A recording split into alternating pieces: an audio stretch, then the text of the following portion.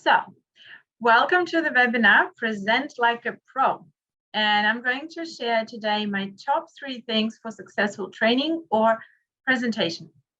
To begin with, just a little bit about myself, by the way, housekeeping. Any questions sent through in the Q&A box, and I'll get to them at the end of the presentation. Okay, so it's all about me for now. And any questions we'll park in the Q&A, and I'll go through them after this bit. So a little bit about me. My name is Julia, and I've been working in business intelligence consulting since 2010. And I've also started teaching business intelligence and software quite early in my career. Particularly, I've been teaching Pentaho, Tableau, dimensional modeling, data viz, and storytelling. So today I'm going to share some things that I've learned along the way about presenting and teaching. I am also a yoga teacher, an acro yoga teacher, and yes, that's me up there upside down, and laughter yoga facilitator. So that you get the idea, I just love teaching. Just give me a stage and I'll hop onto it and I'll present and teach. And I just enjoy being the center of attention. And I also enjoy figuring out what makes people remember things and what makes an impact and how we learn, because everyone's obviously absorbing information differently.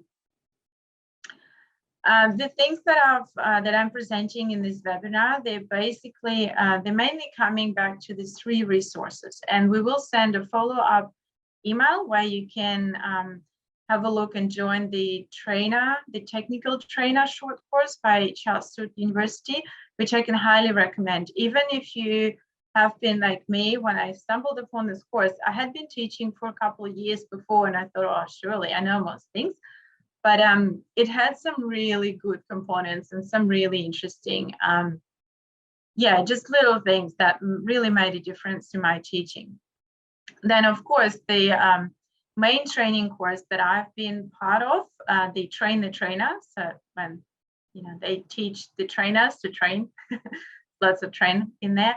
That was with Tableau, and they've done an amazing job in setting up a training program and teaching their teachers, training their trainers. So I'll talk about that a little bit today. And also a book I can hardly recommend, which is called Talk Like TED. You can even Google for it. I think you can find a free PDF and basically start reading right away. That's really inspiring and very well written as well. So it's a nice and easy read. And lots of examples.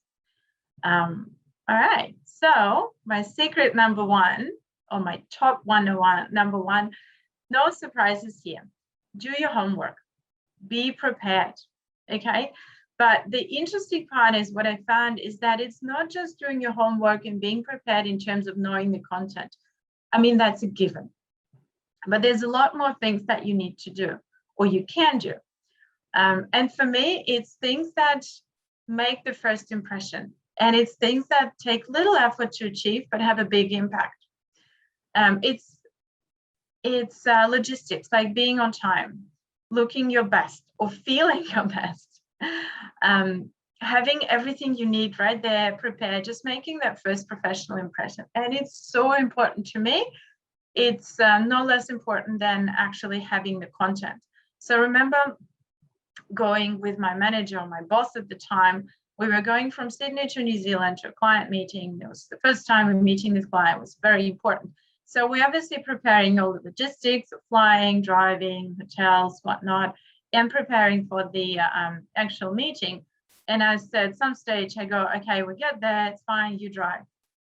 And he goes, no, you drive. And I said, that's fine, I'll drive the meeting, but I need you to drive the car.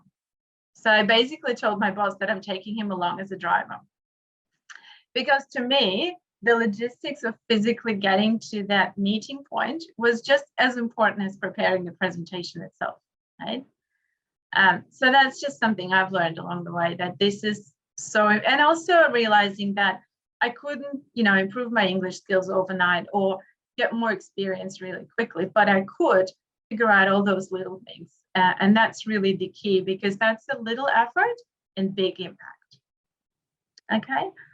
So here's a bit of a funny experience I had there. I love these touchscreen projectors. And there was me teaching a Tableau training course. If you guys are familiar with Tableau, it basically allows you to do a lot with just using the mouse. It's all drag and drop, and you can kind of feel really cool. And I thought, okay, if I use a touchscreen projector, I will look something like this. Yeah, like I just, all the data at my fingertips, and things are going to fly around, and I'll be looking really cool. Yes, I was very excited. But as I walked in the room, I realized that I looked more like this.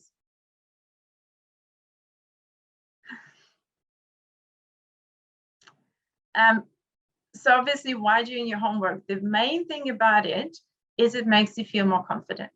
Whether it's studying your content again and again and again, not just knowing it, but having lots of ways of presenting it. Whether it's doing your makeup or your nails, or having your fresh haircut, whatever it takes just to make you feel more confident, more comfortable in presenting.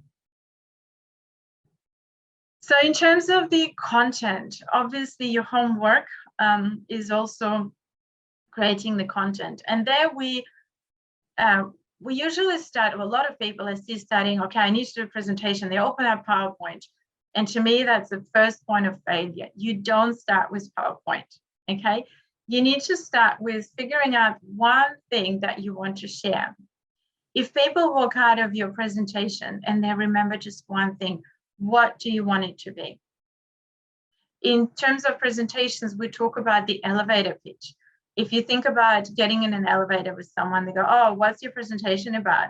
You got about 20 to 30 seconds to share that message with them. And then, you know, they leave the elevator because they go to their floor. So that really quick, really short summary, the main message. Yeah. In the training, it's obviously a little bit harder because there's a lot more content if we're running a training course over a few days. What we do then is think about learning objectives. Yeah, and they should be very specific, very clear, very brief, so that you can then also test against them. Yeah, and we'll talk about that in a bit.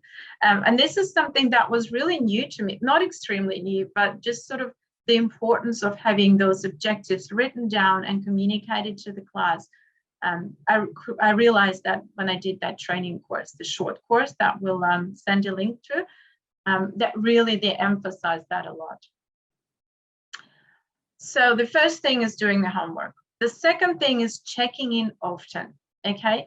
So when you're doing your presentation, you need feedback from people. In the presentation, a little bit harder, but during the training course, you definitely need to make sure that you line up your content with your audience. So here's us in Oklahoma, very exciting place, going to the training with Tableau and our little car. I thought it was a huge car until I parked next to others and realized, okay, that's in Oklahoma, considered to be a little car. Another thing that was quite new to me is a tobacco-free campus. And this is Molly. She was our trainer at Tableau. She was really fun. She's really good at doing what she was doing. This is the day Tableau went public. Yeah, so you can trace how far back this goes, a couple of years. And Molly was stuck with us, so she had joined online. Now, this is when she kind of dropped a bomb from what it felt for me, when she said training is not presentation. And I had already been teaching for a few years, and I was like, what? What do you mean? What's the difference? I'm standing in front of people and I'm delivering content, right? Well, first of all, in the presentation, you're selling something. You're selling ideas, or you're selling a product or something. Training is different in the sense that we're trying to impart knowledge. And what we need to do is really make sure that knowledge reaches people. So using a lot more than just your PowerPoint slides, or even no PowerPoint slides. You see Molly's using the board there. She's using the whiteboard and the slides, and she's got the paper version of the whiteboard. And also what it then means is practice, practice, and practice. So checking in often with your audience means asking questions, getting feedback, giving them little exercises. They often seem trivial. It's like, oh, we talk about something and then ask them a question about the same thing almost right away. And people are like, well, that's easy, hopefully. But it's just about getting that feedback and making sure that we're achieving those little learning objectives. Particularly as we move to teaching online, I find that multiple choice kind of questions, they're really easy to communicate because people can just use the chat. Usually when I run my online trainings, I get people to mute and just type away. Yeah, any questions, anything goes in the chat. And the third and a really big thing is the 18-minute rule. Okay, so that comes from the book Talk Like TED. This is really relevant for presentations, but also for training courses. So that's the cover of the book. And so here is Tony Robbins delivering his presentation, why we do what we do. And he starts by saying, I'm both challenged and excited. My excitement is that I get to give something back. My challenge is the shortest seminar I ever give is 50 hours. So he's standing there and trying to squeeze 50 hours of information into 18 minutes because TED doesn't make exceptions. They're 18 minutes for everyone. And there's a good reason behind that. Yeah, that's kind of when people just, that's the attention span. Now, obviously, that's ideal length for presentation, but if you run training courses over several days, what you do is you need to build in soft breaks. Yeah, like tell people stories, show them pictures, show them videos. If it's in-person presentation, you can pass some objects around the room if there's any relevance to what you're talking about, just to break up, what's happening, just to have something different. All right, so my top 3 for successful training or presentation: do your homework, logistics and content, check in often, and stick to the 18-minute rule. Now, the 4th ingredient, ta-da, create emotion. And what that means is you want to share something personal. I don't want to say make jokes if it doesn't come natural to you, but making it fun, yeah, or encourage people by sharing your passion, telling them why you love what you're doing or teach what you're teaching. In any way, creating ideally positive emotional response. You can also ask provocative questions and, get people think about things that bring up some emotions. But in any case, anything that we do, that we learn, that we read about or hear, when we are emotionally active, be it angry or happy or whatever, it just sticks with us for much longer. Yeah, so basically keeping people awake is really important.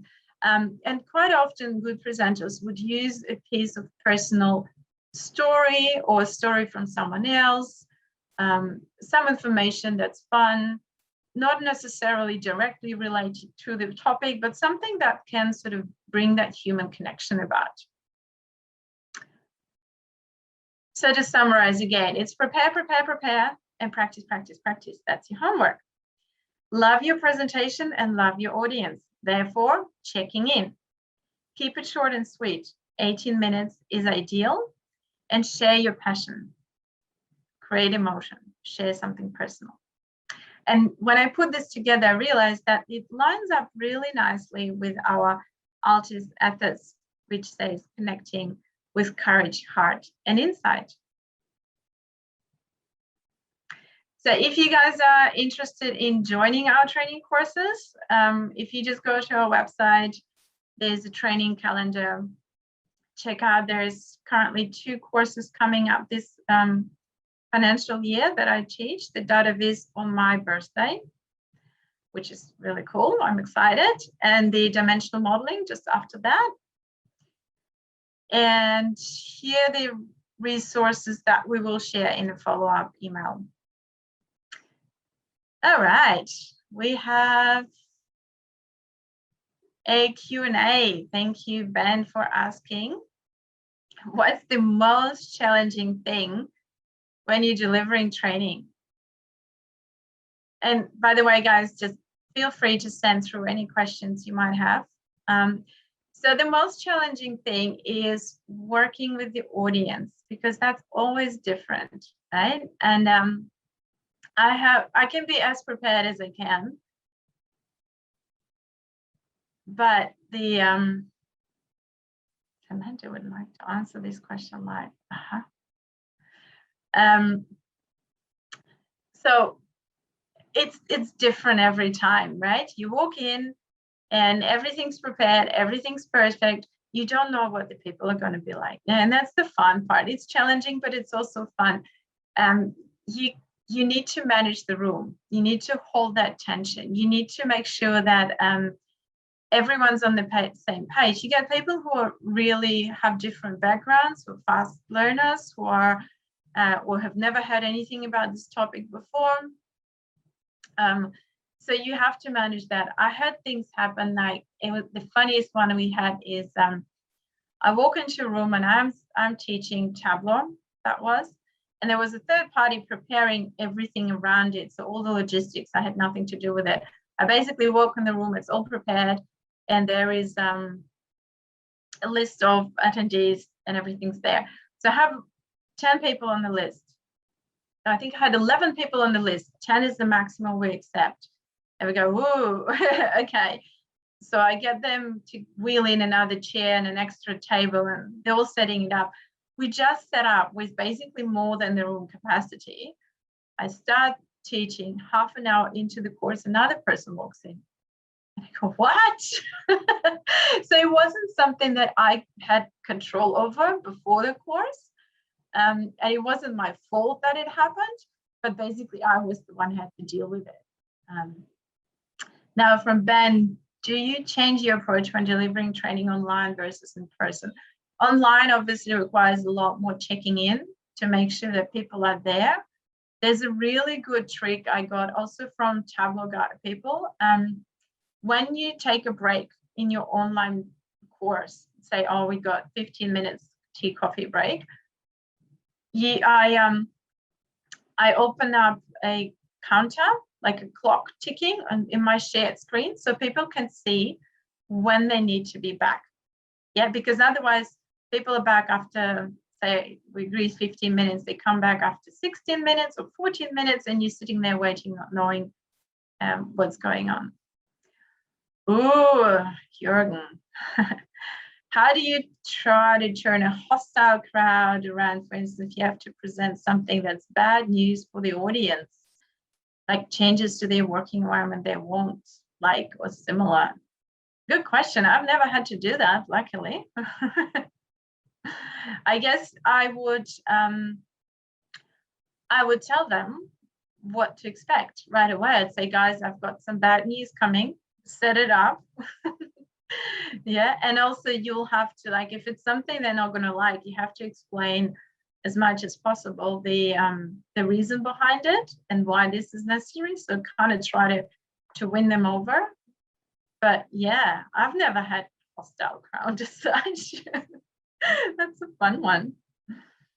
Yeah. I had people who would try and sort of almost take over my presentation because they're like having so many thoughts and ideas. And as soon as you ask a question, you feel like that person just keeps talking. And then you have to figure out when you can intersect. And you know, some people, you ask them a question and they just keep answering until you tell them to stop. That might be me. Any other questions?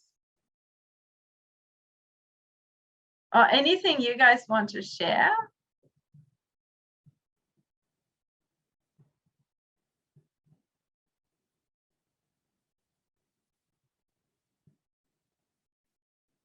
Okay, we've got no open questions. I'll give it a minute or two.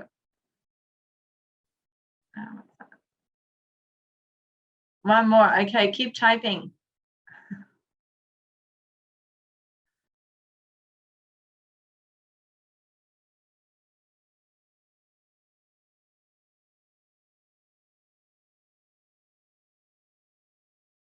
How do you get people back that have switched off in a polite way? Oh, you know what? The best way is to ask them a question.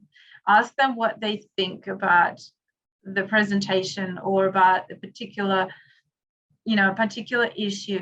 If you remember what they said, so in the beginning of a presentation or a training, we do the introduction round, and I try to get a sense of, what the people's backgrounds are, I'll ask them what they would like to get out of the course. And if I remember, I can quickly enough find my notes about that, then I could address it with that particular person. So say, hey, are we answering this question for you? If that's something that they've said in the beginning. But you basically, you can't just say, hey, wake up. Sometimes if I just say, I can see some people are struggling to, stay awake, or like just call it out in a fun way, with a bit of humor, and sometimes that just brings them up. But usually people switch off because they're either dead tired and they just can't keep up. That happens rarely. But typically if they're switched off, it's either too hard or too easy and not relevant to them. So it is really important to get that early and to bring them back in, rather than wait to the end of the course and then go, oh, you didn't get anything out of this because you missed the first 5 minutes.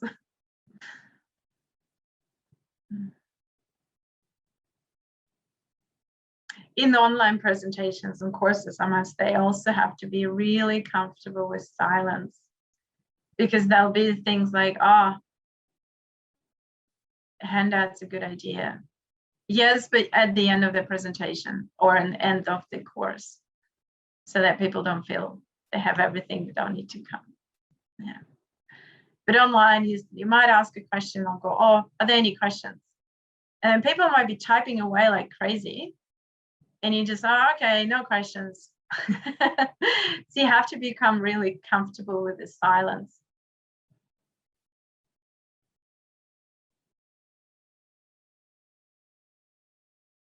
And thank you, Jürgen. I love people like yourself who just keep asking questions and make me feel like I'm not on my own here.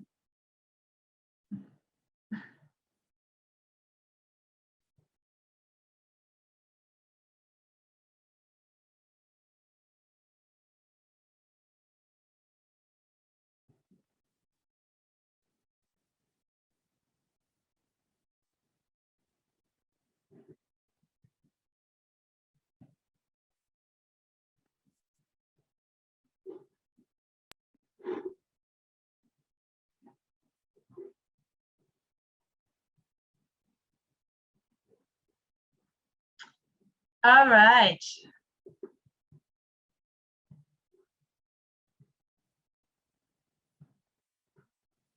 I think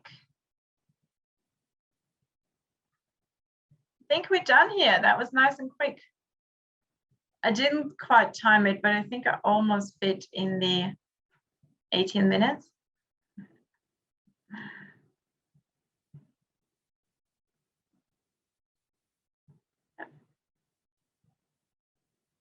Cool. Okay, so thank you everyone for attending. And as I mentioned before, there will be a follow-up email with a link to this presentation, which we have recorded, and the links to the resources, so you can start reading and learning more if you like. And also come join my training courses. It's really soon. Okay, bye everyone.